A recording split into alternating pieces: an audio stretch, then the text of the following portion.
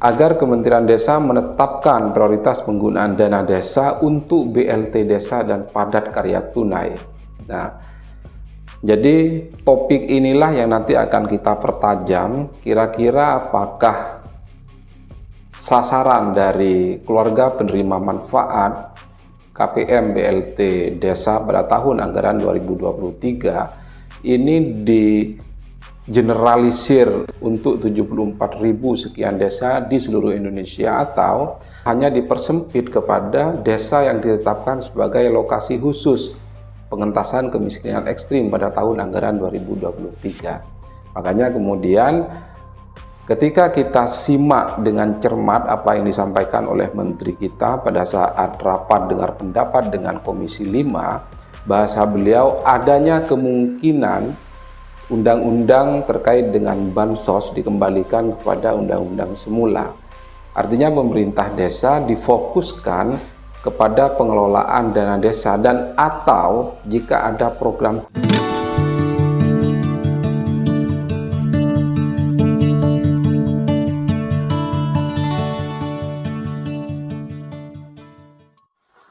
Assalamualaikum warahmatullahi wabarakatuh. Salam sejahtera untuk kita semua, sahabat desa banget yang berbahagia.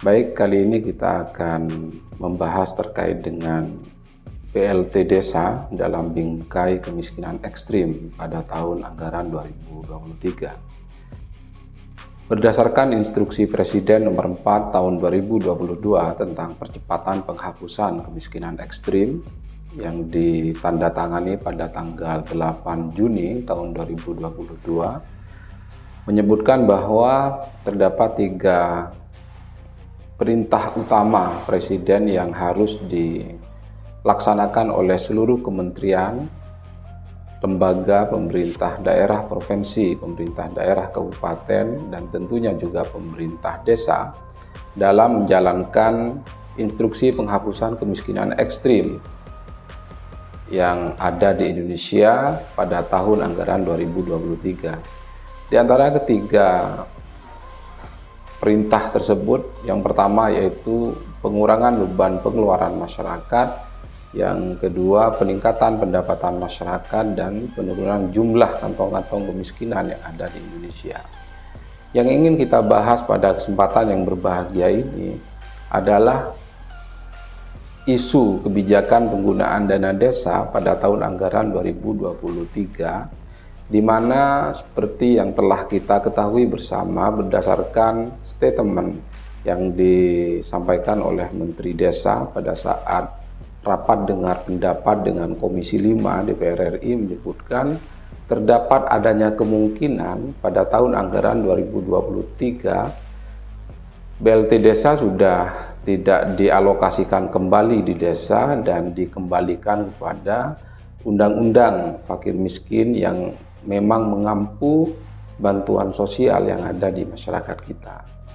Namun setelah diterbitkannya Inpres nomor 4 tahun 2022 ini, kita dapat melihat secara tekstual bahwa Presiden menginstruksikan kepada beberapa kementerian terkait termasuk Kementerian Desa dan Bupati untuk melakukan pendataan kemiskinan ekstrim yang ada di desa dalam upaya penghapusan kemiskinan ekstrim, dan memang menjadi program Presiden agar pada tahun 2024 nanti kemiskinan ekstrim yang ada di Indonesia sudah 0%. Artinya apa? Artinya memang ada kemungkinan BLT desa itu menyasar kepada masyarakat yang hanya dilokuskan pada daerah yang nantinya akan ditetapkan oleh pemerintah melalui Menteri Koordinator PMK, atau bahkan mungkin BLT desa masih bersifat general pada tahun 2023 nanti. Artinya apa? Artinya pemerintah desa di seluruh Nusantara ini diwajibkan untuk mengalokasikan dana desanya untuk BLT desa. Jadi opini ini yang tentunya akan kita bahas pada kesempatan yang berbahagia ini, bahwa berdasarkan instruksi Presiden nomor 4 tahun 2022 tentang penghapusan kemiskinan ekstrim yang ditujukan kepada Kementerian Desa, terdapat 3 perintah atau 3 instruksi yang diberikan oleh Presiden. Yang pertama yaitu menyediakan dan mengelola data tujuan pembangunan berkelanjutan atau seringkali biasa kita sebut sebagai SDGs desa untuk penanganan kemiskinan ekstrim.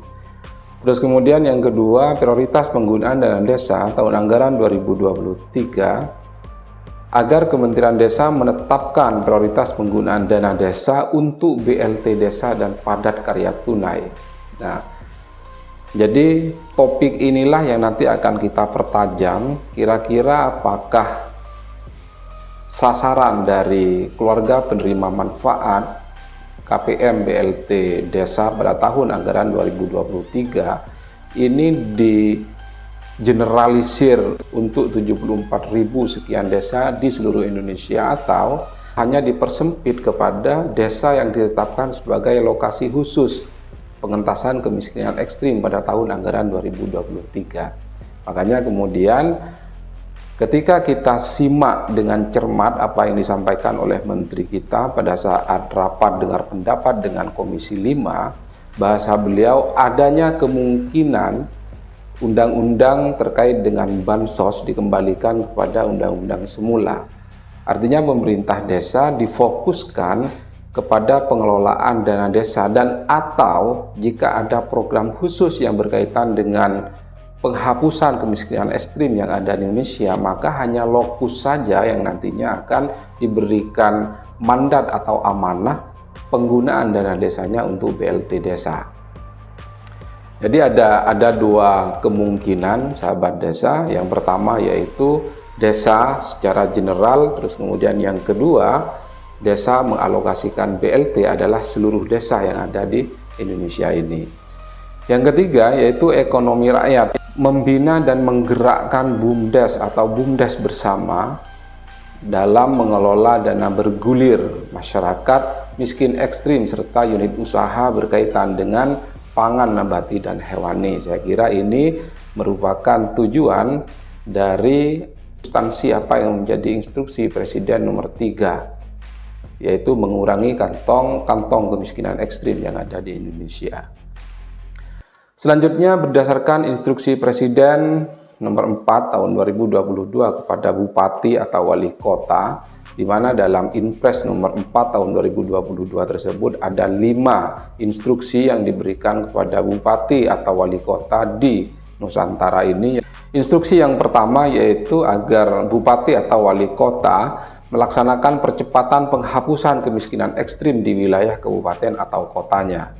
Yang kedua, menetapkan data sasaran keluarga miskin ekstrim berdasarkan hasil musyawarah desa atau musyawarah kelurahan yang dibuktikan dengan berita acara musyawarah desa atau musyawarah kelurahan. Artinya, domain untuk menetapkan keluarga sasaran miskin ekstrim ini nantinya ada di Bupati, sehingga pemerintah desa hanya berkewajiban untuk membahas dan menetapkan di dalam musdes yang dibuktikan dengan berita acara hasil musyawarah desa penetapan masyarakat miskin ekstrim yang ada di desa kita. Yang ketiga yaitu menyusun program atau kegiatan pada RKPD serta mengalokasikan anggaran pada APBD dalam rangka percepatan penghapusan kemiskinan ekstrim, termasuk pemutakhiran data penerima dengan nama dan alamat atau by name by address. Jadi pemerintah desa nanti setelah melakukan proses pembahasan dan penetapan warga atau masyarakat yang masuk kategori miskin ekstrim, kemudian diverifikasi oleh tim yang dibentuk oleh Bupati atau Wali Kota, dan kemudian data tersebut akan ditetapkan sebagai warga miskin ekstrim yang ada di wilayah kabupaten tersebut. Yang keempat, fasilitasi penyediaan tanah perumahan bagi penerima manfaat. Kenapa ada tanah dan perumahan? Karena seperti yang sudah kita bahas pada konten sebelumnya, bahwa ada 2 indikator kemiskinan ekstrim yang ada di Indonesia. Nanti kita akan perdalam lagi atau sahabat desa dapat menyimak kembali kira-kira apa sih indikator kemiskinan ekstrim yang ada di Indonesia ini. Silahkan dilihat pada konten kami pada penjelasan terkait dengan kemiskinan ekstrim yang ada di Indonesia. Yang kelima, Bupati menyampaikan laporan hasil pelaksanaan percepatan penghapusan kemiskinan ekstrim kepada Gubernur setiap 3 bulan sekali. Sebagai subkontrol dari Presiden Republik Indonesia, maka Bupati diwajibkan atau berkewajiban untuk melakukan proses evaluasi dan melaporkan hasil pelaksanaan percepatan kemiskinan ekstrim kepada Gubernur setiap 3 bulan sekali. Jadi ini merupakan perintah yang diberikan oleh Presiden dalam bentuk instruksi Presiden nomor 4 tahun 2022 tentang penghapusan kemiskinan ekstrim yang ada di Indonesia. Dari 5 perintah ini yang sangat jelas adalah pada poin 2 dan poin 3, di mana pemerintah daerah perlu memfasilitasi percepatan ini dalam bentuk program dan kegiatan, yang kemudian program dan kegiatan itu menyasar terhadap keluarga miskin ekstrim yang telah ditetapkan oleh Bupati mendasari hasil musyawarah desa yang ditetapkan oleh pemerintah desa. Fokus pembahasan kita pada kesempatan yang berbahagia ini adalah kemiskinan ekstrim dan BLT desa. Apakah BLT desa dikhususkan untuk lokasi khusus desa miskin ekstrim 2023 atau bersifat general? Artinya semua desa wajib mengalokasikan BLT desa. Kemiskinan ekstrim dibagi menjadi 2 kategori, antara lain yang pertama, warga miskin ekstrim yang hampir memiliki seluruh kompleksitas multidimensi kemiskinan. Yang kedua, warga miskin ekstrim yang masih dimungkinkan mengaktualisasikan diri untuk bertahan hidup. Jadi 2 kategori inilah yang kemudian menjadi prasyarat sebagai sasaran dari program pengentasan kemiskinan ekstrim yang ada di Indonesia. Sahabat desa dapat melihat atau menyimak kembali konten kami pada konten sebelumnya terkait dengan ulasan kategori kemiskinan ekstrim yang ada di Indonesia itu apa saja. Kemungkinan yang pertama yaitu BLT Desa 1. BLT Desa 1 ini maksudnya adalah kemungkinan kebijakan penggunaan dana desa untuk bantuan langsung tunai desa yang pertama, yaitu KPM BLT Desa tahun anggaran 2023 berpotensi hanya diperlukan untuk warga miskin ekstrim yang ditetapkan oleh kabupaten atau kota dengan lokasi khusus yang ditetapkan oleh Menko PMK. Jadi kemungkinan pertama, kalau kita merujuk kepada statement Menteri Desa pada saat RDP dengan DPR RI Komisi 5 bahwa untuk bansos atau bantuan langsung tunai atau jaring pengaman sosial sudah akan dikembalikan kepada peruntukan undang-undang sebelumnya, maka dapat dimungkinkan bahwa kebijakan penggunaan dana desa nanti dikhususkan untuk KPM BLT Desa yang masuk kategori miskin ekstrim. Terus kemudian ada kemungkinan yang kedua, karena pandemi COVID-19 masih ada dan status kedaruratannya masih belum dicabut oleh pemerintah pusat, maka kemungkinan KPM BLT Desa pada tahun 2023 berpotensi general atau diperuntukkan untuk seluruh warga miskin yang ditetapkan oleh desa tanpa melihat lokasi khusus yang ditetapkan oleh Menteri Koordinator PMK.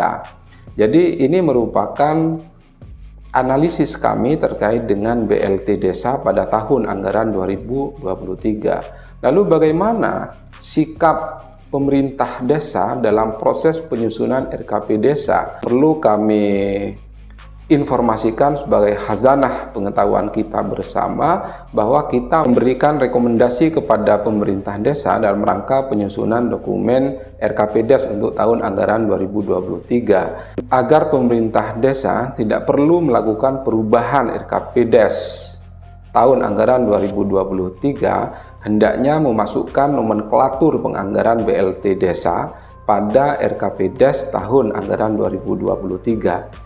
Sehingga pada saat rancangan APBDes akan disusun oleh pemerintah desa tidak perlu lagi menyesuaikan atau melakukan perubahan perdes RKP Des di tahun anggaran yang berjalan sesuai dengan ketentuan perundang-undangan yang berlaku. Lalu bagaimana ketika misalnya BLT desa tidak disyaratkan, tidak ada ketentuan yang mewajibkan desa untuk mengalokasikan BLT desa? No problem. Yang terpenting nomenklatur BLT desa sudah ditetapkan oleh pemerintah desa di RKPDes. Apabila pada saatnya nanti regulasi tersebut sudah keluar dan menjadi payung hukum bagi pemerintah desa untuk menetapkan arah kebijakan strategis yang ada di desa, maka pemerintah desa cukup mengabaikan nomenklatur yang memang sudah direncanakan oleh pemerintah desa. Saya kira demikian yang dapat kami sampaikan terkait dengan analisis kami berkaitan dengan kebijakan BLT desa pada tahun anggaran 2023. Semoga bermanfaat. Akhirul kalam, wassalamualaikum warahmatullahi wabarakatuh.